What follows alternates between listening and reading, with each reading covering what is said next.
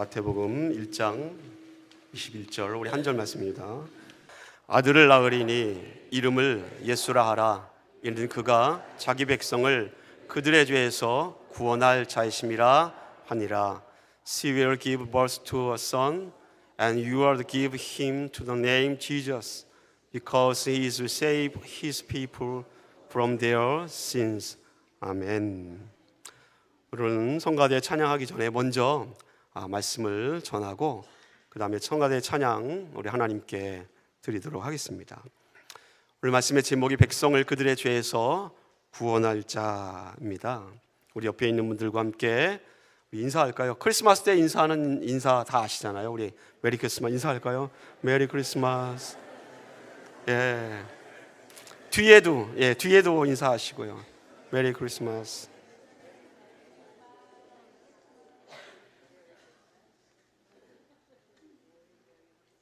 신기하게도 사람이 어떤 인사를 하는가에 따라서 얼굴에 미소가 지어지는 인사가 있고 그냥 아무 얼굴 표정 없이 하는 인사도 있더라고요. 그래서 그래도 메리 크리스마스 인사하면 그래도 얼굴에 이렇게 스마일 할 수 있어서 감사하더라고요.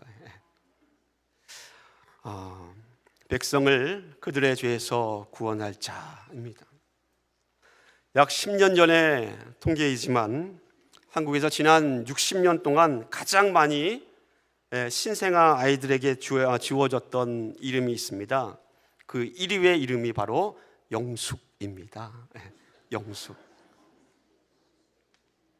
지난 2004년부터 2014년까지의 통계입니다. 영숙이라는 이름이 한국에 제일 많이 베이비한테 주어졌던 이름입니다. 그럼 여러분 남자 이름은 무엇일까요?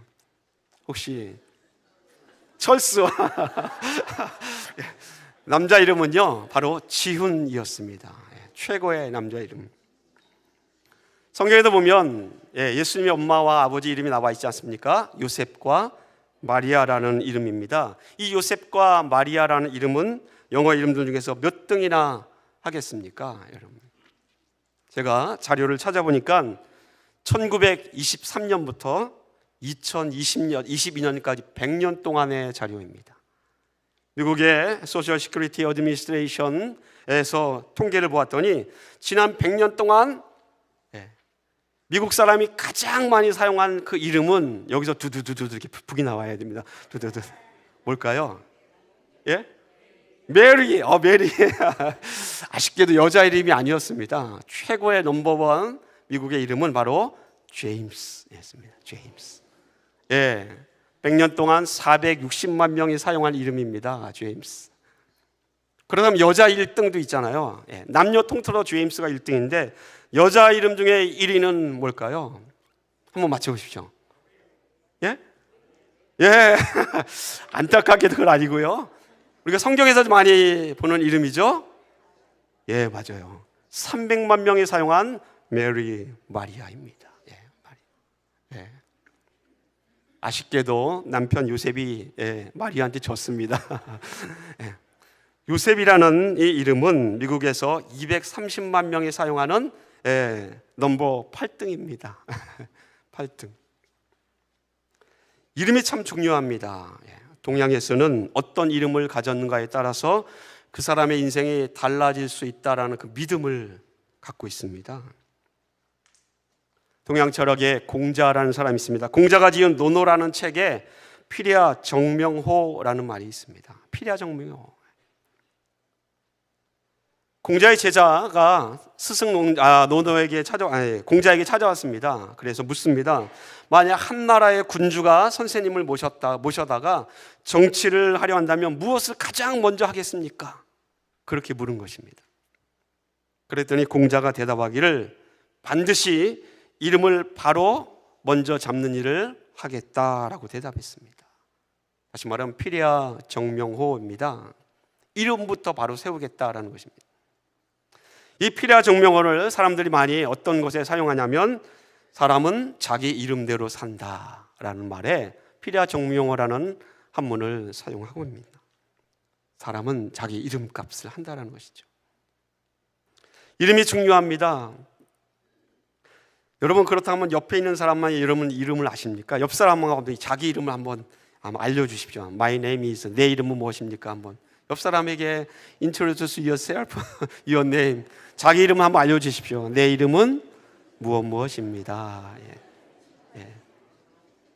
왜냐하면 저희 교회 성도들 가운데 옆 사람의 이름을 모르시는 분이 태반입니다. 이름이 중요합니다. 우리는 오늘 성경에서 예수라는 이름을 우리가 읽었습니다. 예수님 당시에 지저스라는 이 이름은 아주 흔한 이름들 가운데 하나였습니다. 왜냐하면 이 이름은 히브리 이름 여호수아라는 그 히브리 말을 헬라어 그리스로 읽은 음역이기 때문에 그렇습니다. 아주 흔한 이름 예수입니다. 그렇다면 유대인의 생각에서 예수라는 이름의 고유의 뜻이 있지 않습니까? 유대인이 생각하는 예수라는 이름의 고유의 뜻은 하나님은 구원이시다라는 뜻입니다. 하나님 구원이시다. 그런데 오늘 본문 말씀 마태복음 1장 21절은 일반적으로 유대인들이 알고 있는 예수라는 이름의 뜻을 완전히 바꾸어 버렸습니다. 그것이 바로 마태복음 1장 21절입니다. 물론 구원이라는 기본적인 뜻은 같습니다. 하지만 아주 중요한 개념이 여기에 바뀌어져서 추가되었습니다. 본문을 우리가 함께 자세히 살펴보기를 원합니다. 아주 도전적이고 공격적인 본문의 말씀입니다. 다시 한번 우리 다 같이 한번 마태복음 1장 21절을 읽어보기를 원합니다. 시작. 아들을 낳으리니 이름을 예수라 하라. 이는 그가 자기 백성을 그들의 죄에서 구원할 자이심이라 하니라. 오늘 이 말씀은 자기 백성을 그들의 죄에서 구원할 자가 예수라고 표현하고 있습니다. 그렇다면 이 성경 말씀이 주는 의미가 무엇인지 우리 한번 생각해 보기를 원합니다. 첫째로는요, 하나님은 구원이시다라는 이 문장에서 주어를 하나님에서 예수로 바꾸어서 예수가 구원이다라고 그렇게 말하고 있는 것입니다. 여러분, 예수가 구원이시다라는 이 말의 의미는 우리에게는, 크리스찬에게는 익숙합니다. 하지만 2000년 전에 유대인들에게는 이 말은 그렇지 않습니다. 유대인들은 히브리어 여호수아 아니면 헬라어로 예수라는 이름은 하나님입니다. 그런데 마태복음 1장 21절에서는 그런데 이 주어를 하나님에서 예수로 바꾸었다는 것은 유대인들의 관점에서 볼 때는 이거는 신성모독입니다. 어떻게 하나님을 예수로 바꿀 수 있습니까? 왜냐하면 사람이 구원자라고 말하는 이 뉘앙스는 하나님의 자리를 예수란 이 사람의 이름으로 바꾸고 대신하고 있기 때문에 그렇습니다. 여러분 한번 생각해 보십시오. 어느 날 뜬금없이 미국에서 가장 흔한 이름이 제임스라고 있는데, 제임스 이름을 사용하고 있는 누군가에게 가서 제임스가 세상의 구원자다, 메시아다라고 말한다면 이거 누가 믿겠습니까? 저 사람 분명히 사람인데 구원자요라고 말한다면 누가 믿고 누가 받아들일 수 있겠습니까? 그러므로 마태복음 1장 21절에서 우리를 구원하실 분의 이름을 예수라고 정한 이 말씀은 1세기 당시에 유대인들의 입장에서 볼 때는 이거는 아주 센세이션한 겁니다.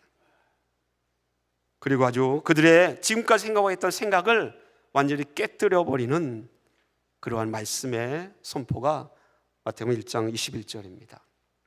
본인이 직접 그 제물을 제사장 앞에 끌고 와서는 찾아와서 죄사함을 얻기 위해서 속죄제를 드려야 합니다. 그런 다음에 깨끗하다, 정결하다라고 인정함을 받은 후에야 비로소 내가 구원받았다라고 안도할 수 있습니다. 이것이 유대인들의 죄사함의 그러한 스텝입니다. 그런데 놀랍게도 예수님은 이런 율법적인 절차 없이 예수가 죄인을 구원할 자라고 말하고 있으니 이건 유대인들의 입장에서 보면 이 말씀을 여러분 믿어야 합니까? 말아야 합니까? 자기 백성을 그들의 죄에서 구하신다라는 이 말은 예수님께서 죄사함의 권세와 죄를 용서해 줄 수 있는 능력을 가지고 있다라는 말씀입니다. 하나님의 자리를 누가 대신했습니까? 예수님이 대신하고 있습니다.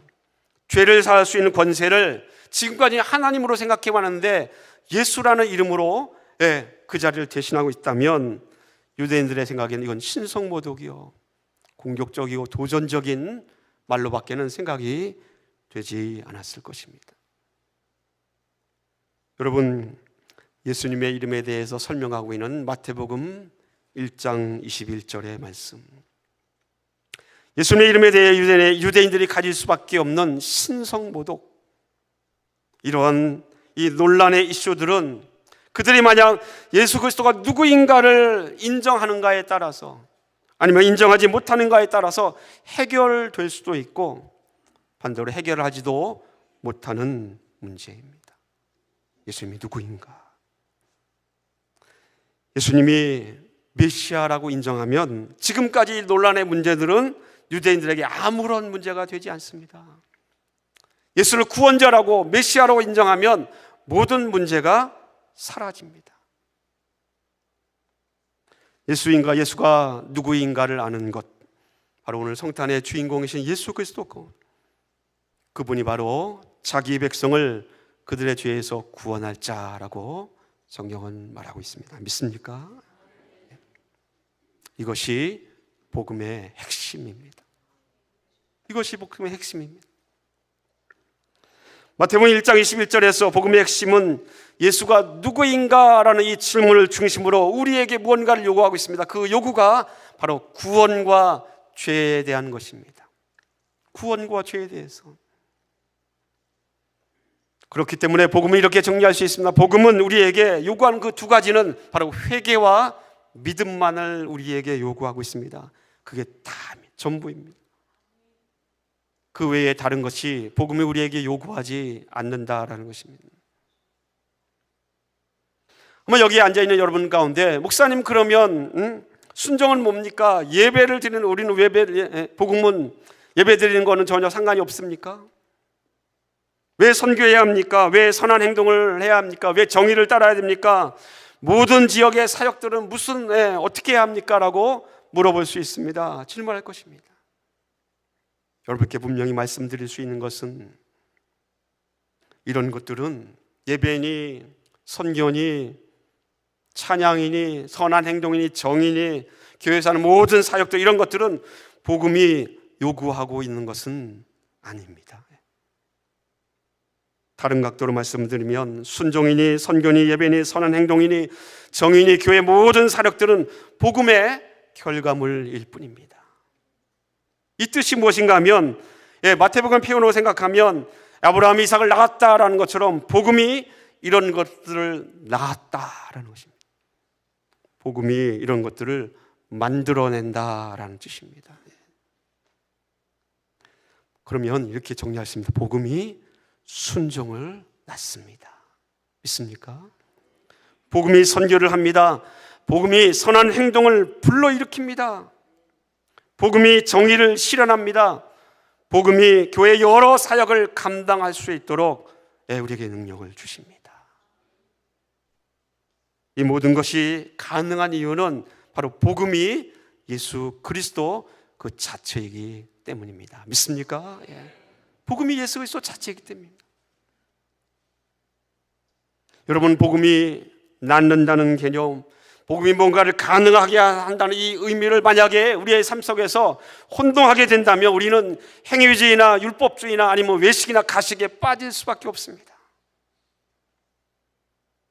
그렇게 된다면 복음은 더 이상 우리에게 기쁜 소식이 아닙니다. 복음은 우리를 마치 올가매고 있는 아주 무거운 짐과 같이 되고 맙니다.